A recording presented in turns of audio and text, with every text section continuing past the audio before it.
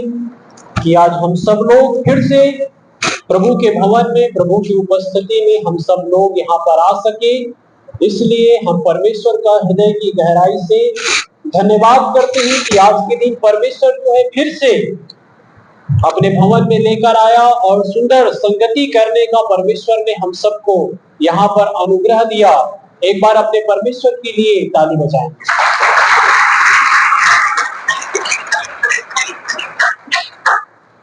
प्रभु के प्यारे लोगों, परमेश्वर का जो वचन है वो वचन हमारे जीवन के लिए सामर्थ्य है। वचन एक रास्ता है, वचन एक दीपक है। वचन हमें सही रास्ता को बताता है कि हमें कैसे चलना है, कैसे नहीं चलना है। हमारे जीवन में निराशा का कारण, हमारे जीवन में समस्याओं का कारण हम परमेश्वर तक कैसे पहुंच सकते हैं, हम ऐसी कैसी प्रार्थनाओं को करें जो प्रार्थना परमेश्वर तक पहुंचे, ये वचन हमें बताता है। इसलिए जरूरी है प्रभु के प्यारे लोग वचन को सुनना, वचन को समझना, वचन को मनन करना। जब वचन का जब प्रचार करने का जब बारी आता है तो मैं सोचता रहता हूं, प्रभु मैं क्या बताऊं, कैसे बताऊं। और वचन प्रचार के लिए, वचन की शिक्षिकाओं को देने के लिए, शिक्षा की बातों को बताने के लिए मैं भी अध्ययन करता रहता हूं। क्या बताऊं, समझ में नहीं आता, क्या बताऊं। फिर भी मैं अपने परमेश्वर का धन्यवाद करता हूं कि परमेश्वर जो है अपने वचन की सामर्थ्य से मुझे भरता है ताकि मैं आप लोगों के मध्य में वचन को लेकर आऊं। मैं हर बार वचन, प्रभु की वचन को लेकर जब आता हूं तो नया बातों को लेकर आता हूं, नया शिक्षा को लेकर आता हूं, नया विषय को लेकर आता हूं जो परमेश्वर की ओर से होता है।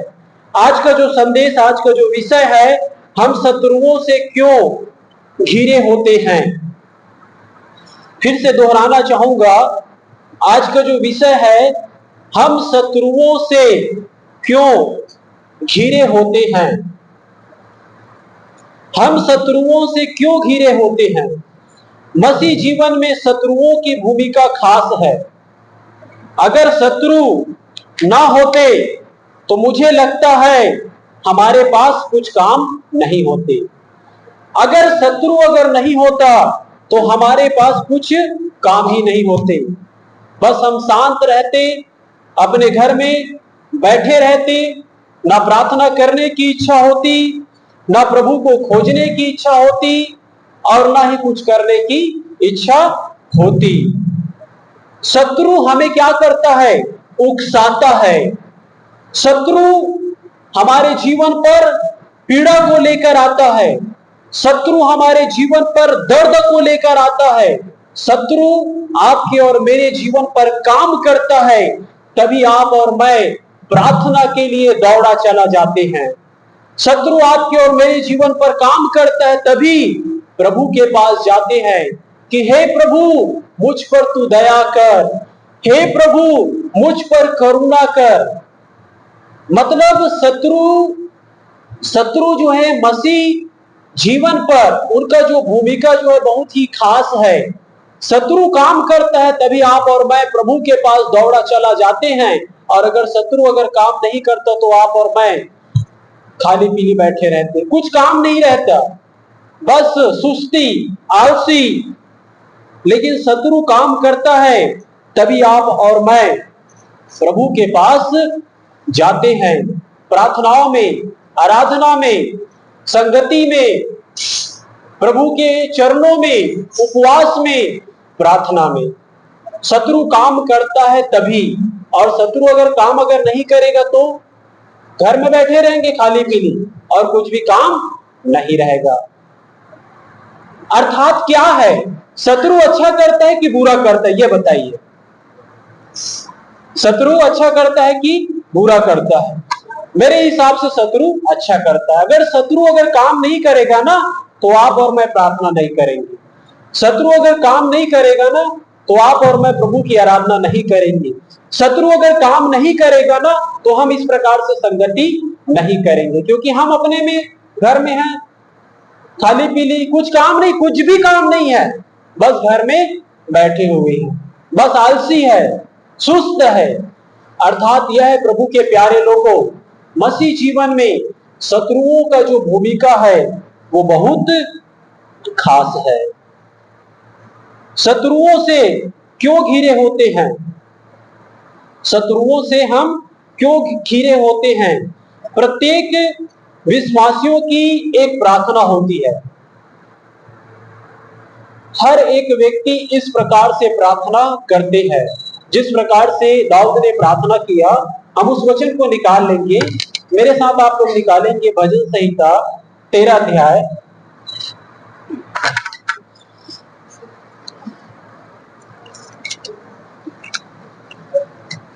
भजन संहिता 13 अध्याय उसका 2 पढ़ लेंगे, कोई भी ऊंचे आवाज में पढ़ लेंगे।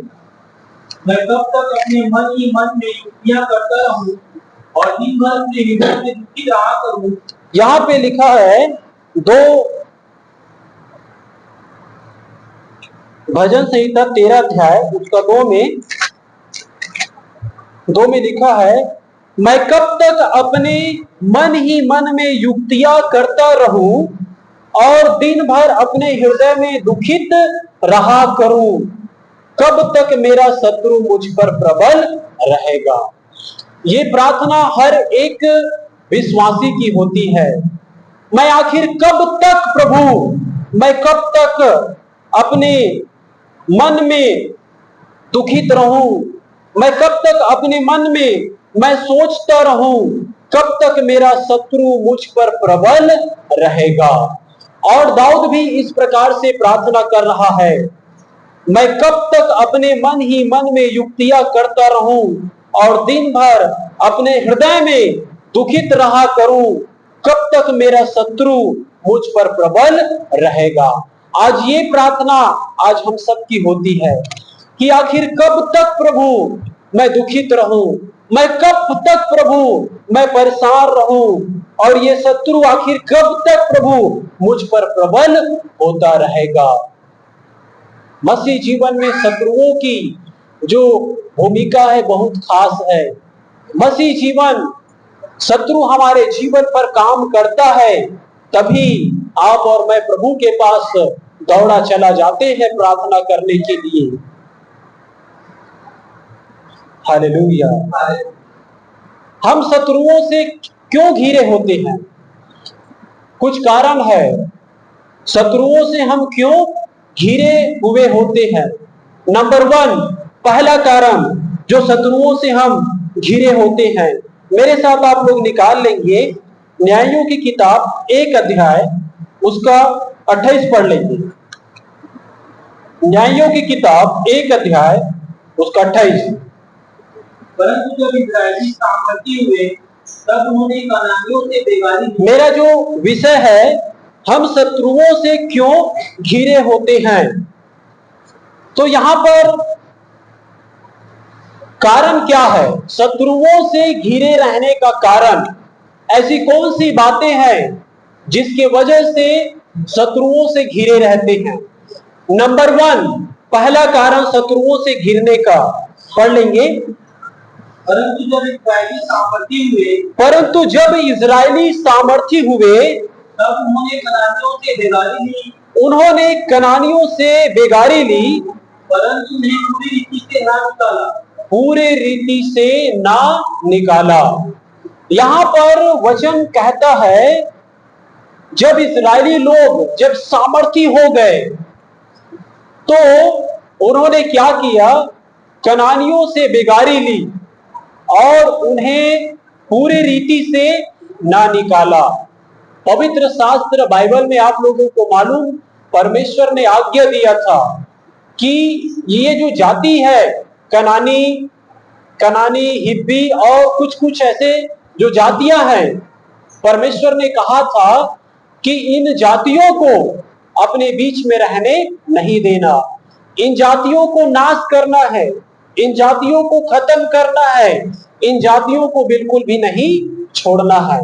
और परमेश्वर की आज्ञाओं का पालन करते हुए यहोशू ने यही काम को किया, सारे कनानियों को नाश किया। सारे जो परमेश्वर ने कहा था कि कनानियों को बिल्कुल भी अपने मध्य में नहीं रखना, उनको खत्म कर देना, उनको नाश कर देना और परमेश्वर की आज्ञा का पालन करते हुए यहोशू ने उन कनानियों को नाश किया, खत्म किया। फिर भी कुछ कनानी जो लोग छूट गए थे, कुछ ऐसे लोग बच गए थे।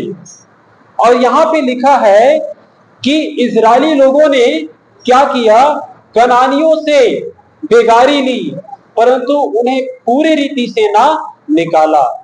कनानियों से बेगारी ली अर्थात क्या है, उनसे पैसा लिया, है ना, उनको अपने बीच में जगह दिया, अपने बीच में उनको रखे रहा, उनको पनाह दिया, उनके साथ रहा। मेरे साथ आप और वचन निकालेंगे, व्यवस्था विवरण की किताब, व्यवस्था विवरण की किताब 7 अध्याय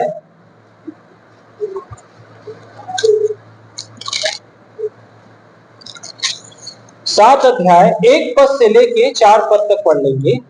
फिर जब तेरा परमेश्वर यह हुआ तुझे उस देश में जिसके अधिकारी होने तुझे लड़ने पर है पहुंचाए, और तेरे सामने से हित्ती, गिर्गाशी, मोरी, कनानी, परिज्जी, हिब्बी और यबूसी नामक बहुत सी जातियों को, अर्थात उनसे बड़ी और सामर्थी सातों जातियों को निकाल दे। क्या बोलते हैं यहाँ पर परमेश्वर का आज्ञा, फिर जब तेरा परमेश्वर यहोवा तुझे उस देश में जिसके अधिकारी होने को तू जाने पर है पहुंचाए, और तेरे सामने से हित्ती, गिर्गाशी, एमोरी, कनानी, परिज्जी, हिब्बी, यबूसी नामक बहुत सी जातियों को, अर्थात तुमसे बड़ी और सामर्थी सातों जातियों को निकाल दे।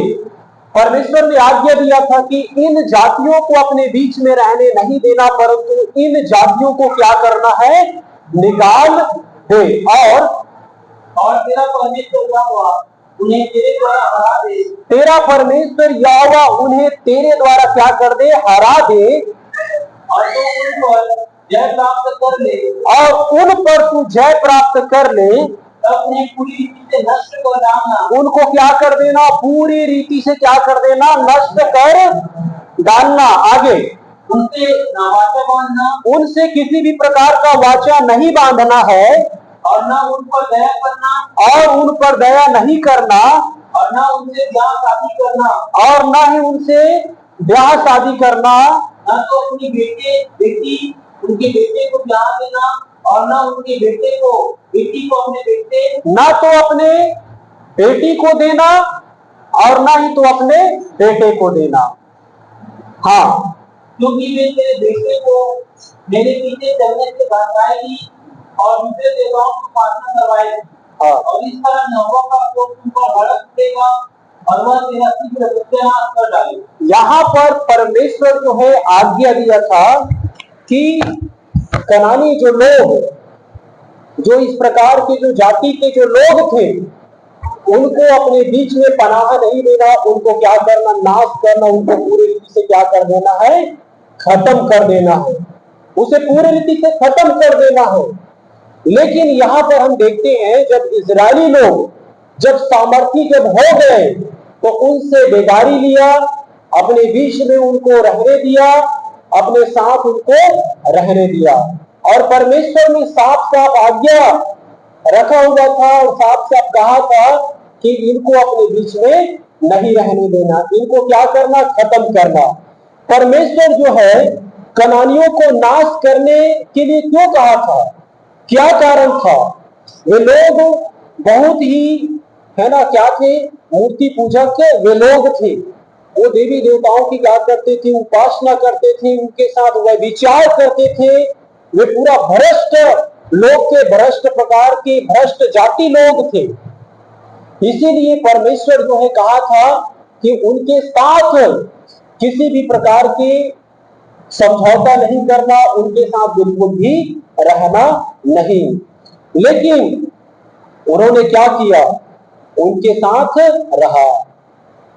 परमेश्वर ने इस्राएलियों से कहा था कनानियों को नाश करने के लिए, लेकिन कनानियों को अपने बीच में रखे रहा। हालेलुया। मैं आप लोगों को एक वचन और बताता हूं, परमेश्वर ने व्यवस्था में जो मना किया था, व्यवस्था में जो मना किया गया था, यहां पर जैसा हमने पढ़ा व्यवस्था विवरण 7 अध्याय उसका 1 पद से लेके यहां 4 तक, और इन बातों को परमेश्वर ने मना किया था व्यवस्था में, और इन्हीं बातों के विरोध में उन लोगों ने काम किया। न्यायों की किताब 3 अध्याय 5 और 6 पढ़ेंगे। इसलिए इस्राएली करानियों, हित्तियों, एमोरियों, परिज्जियों, हिब्बियों और यबूसियों के बीच में बस गए। क्या लिखा है? क्या लिखा यहां पर? इसलिए इजरायली कनानियों, हित्तियों, एमोरियों, परिज्जियों, हिब्बियों और यबूसियों के बीच में बस गए। तब वे उनकी बेटियां विवाह में लेने लगे। देखिए, जिन बातों को परमेश्वर ने व्यवस्था में मना किया था, साफ रीति से कहा था कि उनके साथ तुझे रहना नहीं है, और अगर वो मिल जाए तो उसको खत्म करना, उसको नाश करना, उसके साथ बिल्कुल भी नहीं रहना है। लेकिन यहां पर देखिए, इजरायली लोग परमेश्वर के विरोध में, परमेश्वर की व्यवस्था की बातों के विरोध में वो उल्टा काम करने लगे। पढ़ लेंगे 5 और 6, 3 उसका 5 और 6। इसलिए इस्राएली कनानियों, हित्तियों, एमोरियों, परिज्जियों, हिब्बियों और यबूसियों के बीच में बस गए। उनके बीच में क्या हो गए? बस गए। इस्राएलियों के बीच में वो बस गए, परंतु परमेश्वर ने बसने के लिए नहीं कहा था। आगे, तब वे उनकी बेटियां विवाह में लेने लगे। उनके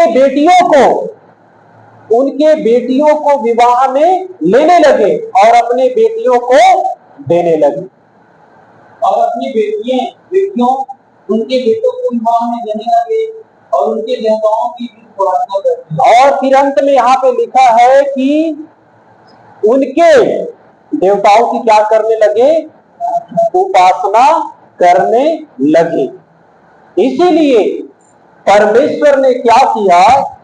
इजरायलियों को गुलामी में, बंधुआई में, दुख और तकलीफों में परमेश्वर उनको डालते गया, क्योंकि परमेश्वर ने कहा था कि ये जो कनानी, हिब्बी, इनके बीच में तुझे नहीं रहना, और अगर ये मिल भी जाए ना तो इसको नाश करना, इसको खत्म करना, इसको अपने बीच में रहने नहीं दिए देना।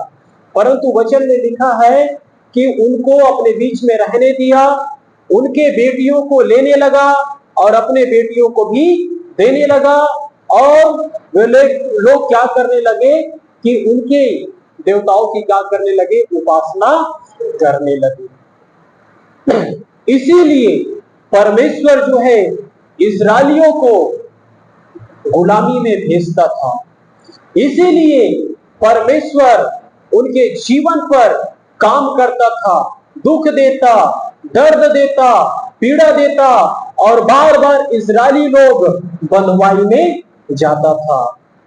ये जो बातें हैं, नाश होने वाला ये क्या है? समझौता है, नाश होने वाला समझौता। इस कारण इजरायली गुलामी में, तकलीफों में आ गए, और वो बार बार वो गुलामी में और तकलीफों में आता था। एक समझौता का जीवन, और ये समझौता का जो जीवन, कैसा समझौता का जीवन? नाश करने वाले समझौता का जीवन। विश्वासी के जीवन में नाश का कारण गलत बातों को स्वीकार कर लेना। आज आप और मैं प्रभु पर विश्वास करते हैं, और नाश का कारण, विपत्ति का कारण, समस्या का कारण गलत बातों का क्या करना? समझौता करना। आज हम अपने आप को चेक करें कि आप और मैं गलत बातों की समझौता तो नहीं कर रहे हैं। कई बार लोग कहते हैं कि मैं आपके काम को करूंगा, मैं आपके काम को करूंगा, आप मेरे काम को करिए। समझौता करते हैं, यानी कि 50-50 का जीवन जीते हैं। आधा आप मेरा कीजिए, मैं आपका करूंगा। और यही बातें उनको क्या लगता है? अच्छा लगता है। समझौता का जीवन, परमेश्वर जो है कहता है कि हम समझौता का जीवन ना जिए। व्यवस्था में परमेश्वर ने साफ रीति से वहां पर मना किया गया था, लेकिन वही कामों को उन्होंने किया। इस्राएलियों के बर्बादी का कारण यही था। कहीं आप और मैं समझौता का जीवन तो हम नहीं जी रहे। अपने आप को हमें क्या करना है? चेक करना है कि हम समझौता का जीवन तो हम नहीं जी रहे हैं। दूसरा बात हम देखते हैं, मिली जुली जीवन शैली। मिली जुली जीवन शैली, ये मिली जुली जो जीवन शैली जो है क्या है? कमजोर विश्वास की निशानी है। मिली जुली यानी कि थोड़ा आपका कल्चर हमारे जीवन पर चलेगा और हमारा कल्चर आप पर चलेगा। आप हमारे परमेश्वर का जय जयकार कीजिए, हम आपके परमेश्वर का क्या करेंगे? थोड़ा जय जयकार करेंगे। आप हमारे यहां आइए, हम आपके यहां जाएंगे। ये क्या है? मिली जुली जीवन शैली। मिली जुली जीवन शैली, हमें समझौता का जीवन नहीं जीना है। कई प्रकार के लोग रहते हैं, कहते हैं कि भाई हम आपके परमेश्वर का जय जयकार कर देते हैं, आप हमारे परमेश्वर का क्या कीजिए? जय जयकार कीजिए। आप हमारे यहां आइए क्रिसमस में, हम आपके यहां जाएंगे। ये समझौता का जीवन है, मिली जुली है ना, ये जीवन शैली है। लेकिन हम देखते हैं कि इजरायली जो लोग हैं, अपना हठ और स्वार्थ के कारण शत्रुओं से वो घिरा रहा। अपना हठ और स्वार्थ के कारण शत्रुओं से वो घिरा रहा। वो कहता था कि हमें यही ठीक लगता है, हमें यही ठीक लगता है, हमें यही बातें हमें क्या लगता है? अच्छा लगता है। हमें भी उन बुराइयों को अपने बीच में नहीं रखना है, हमें उखाड़ फेंकना है। इनके साथ हमको समझौता नहीं करना है। जिन बातों को परमेश्वर ने व्यवस्था में कहा गया है, उन बातों से आपको और मुझे समझौता नहीं करना है। अगर समझौता करेंगे तो शत्रुओं से घिर जाएंगे, और शत्रुओं से जब घिर जाएंगे तो फिर हम परमेश्वर को पुकारने लगेंगे। उन इजरायलियों के समान जब जब वो शत्रुओं से घिर जाते थे, वो परमेश्वर को पुकारते थे कि हे प्रभु, उन शत्रुओं से हमें बचाइए, हमें छुड़ाइए। प्रभु के प्यारे लोगों, आज हमें सीखना है, उन बुराइयों को अपने बीच में रहने नहीं देना है, परंतु उन बुराइयों को अपने बीच से उखाड़ फेंकना है। समझौता का जीवन हमें नहीं जीना है। समझौता का जीवन व्यभिचार करने से कुछ नहीं होता है ना? व्यभिचार करने से कुछ नहीं होता है। समझौता का जीवन भाई दाऊद ने किया है ना, सिमसौन ने किया, हम भी करेंगे। क्या होगा? ये क्या है? ये समझौता का जीवन है। अपने बीच में ये समझौता के जो जीवन है, इसको हमें क्या करना है? उखाड़ फेंकना है। व्यभिचार को उखाड़ फेंकना है अपने जीवन से। हो सकता है हम परमेश्वर को छोड़कर दूसरों जो चीज है उसकी हम आराधना करते होंगे। इन बातों को भी हम अपने जीवन से उखाड़ फेंकिए। आज हमें सोचने की जरूरत है कि वो सृष्टिकर्ता मालिक, वो परमेश्वर जिसने सारे जहां को बनाया, और उस परमेश्वर की आज हमें आराधना करना है। कहीं ऐसे जीवन तो नहीं कि वो जो जीवित है, जो सर्वदा धन्य है, जो सर्वशक्तिमान परमेश्वर है, जिसने आपको और मुझे बनाया, उस परमेश्वर की आराधना तो नहीं कर रहे हैं। और ऐसा जीवन अगर है तो उन बातों को हम अपने जीवन से उखाड़ फेंकने की जरूरत है। निरादर का जीवन, हमारे अंदर कहीं निरादर वाले बातें तो नहीं, इन बातों को हम अपने जीवन से उखाड़ फेंकना है। कहीं क्रोध हमारे जीवन को तो नहीं, और जब वो क्रोध जब निकलता है तो जिस प्रकार से कैन ने क्या किया, अपने भाई हाबिल को मार दिया, नाश कर दिया, खत्म कर दिया, यही क्रोध हमारे जीवन पर तो नहीं।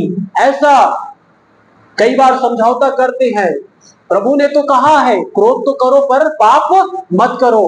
क्या कभी कैन ने सोचा होगा कि मैं अपने सगे भाई हाबिल को मैं मार दूंगा, उसको खत्म कर दूंगा, उसका हत्या कर दूंगा? इस प्रकार से कभी उन्होंने सोचा होगा मन में? नहीं सोचा होगा। लेकिन क्रोध में आकर उन्होंने अपने भाई हाबिल को क्या कर दिया? मार दिया।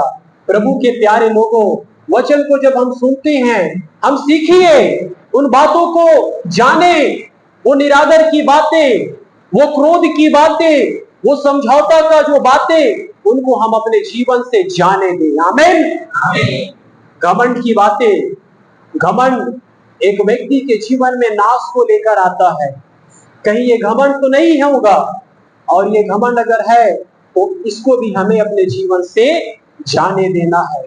धनवान, वो लाजर और धनवान का जो कहानी जो लूका के अध्याय 19 में जो हम पढ़ते हैं, जो वहां पर वो धनवान व्यक्ति के पास इतना रुपया और पैसा रहता है, और धन दौलत रुपया पैसा रहने के बाद भी, हर चीज होने के बाद भी, वो कंगाल जो घाव से भरा हुआ वो व्यक्ति, उसके ऊपर वो दया नहीं करता, उसके ऊपर तरस नहीं करता, अपने महल से एक प्लेट उसके लिए भोजन लेके नहीं आता।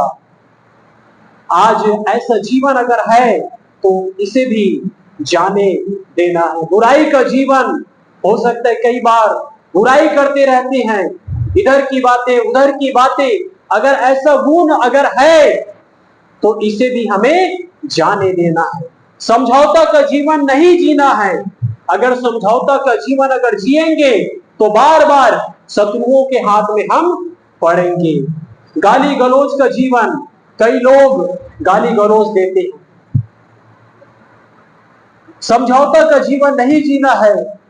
कई लोग कहते हैं, बे बोलते हैं, साले बोलते हैं, ये क्या बे और साली लगा लिए? गाली गलौज प्रभु ने साफ, कई लोगों का आदत रहता है, मैं हकीकत बात बता रहा हूं, काम करते करते या किसी चीज को उठाते उठाते, वाह साले, है ना? इन बातों को मुझे नहीं बोलना चाहिए, लेकिन मैं बोल रहा हूं।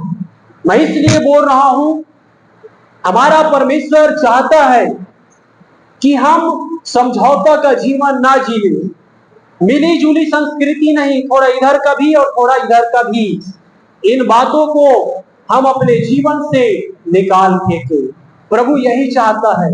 हो सकता है यह जीवन होगा, थोड़ा बहुत बचा खोचा होगा, लेकिन प्रभु के प्यारे लोगों, ऐसा जीवन परमेश्वर नहीं चाहता कि मेरे बच्चे, मेरे लोग हर बात में बे और साले बोलते रहते हैं, और ये बे और साले वाला जीवन को खत्म करें अपने जीवन से। अच्छे चीजों को, अच्छे बातों को हम अपने जिंदगी में लाने पाए। बोलो यीशु मसीह की। ऐसे बातों को हम अपने जीवन से जाने दें। समझौता का जीवन हम ना जिए। अगर समझौता का जीवन अगर हम जिएंगे तो शत्रु से हम घिर जाएंगे। प्रार्थना करने वाला जीवन अगर ना हो तो उसे लाने की जरूरत है कि हम प्रार्थना करने वाला एक व्यक्ति बन जाए। अगर प्रार्थना न करने वाला अगर जीवन है तो ऐसे जीवन को जाने दे। वचन का मनन करने वाला अगर जीवन अगर ना हो तो ऐसे जीवन को भी जाने दे। प्रभु की आराधना करने वाला अगर जीवन अगर ना हो तो ऐसे जीवन को भी हमें जाने देना है। अगर धर्मी लोगों के साथ अगर हम संगति करेंगे तो धर्मी बन जाएंगे। बुद्धिमान लोगों के साथ अगर संगति करेंगे तो बुद्धिमान बन जाएंगे। प्रभु के वचन से अच्छी बातों को हम सीखने पाए। यीशु मसीह चाहता है कि मेरा उजियाला तुम पर ऐसा चमके कि तुम्हारे भले कामों को देखकर मेरे पिता जो स्वर्ग में है उनकी बड़ाई हो। आमीन। शत्रुओं से हम क्यों घिरे रहते हैं? नंबर 1 जो बात मैंने आपको बताया। प्रभु इस वचन के द्वारा आप सबको आशीष दे।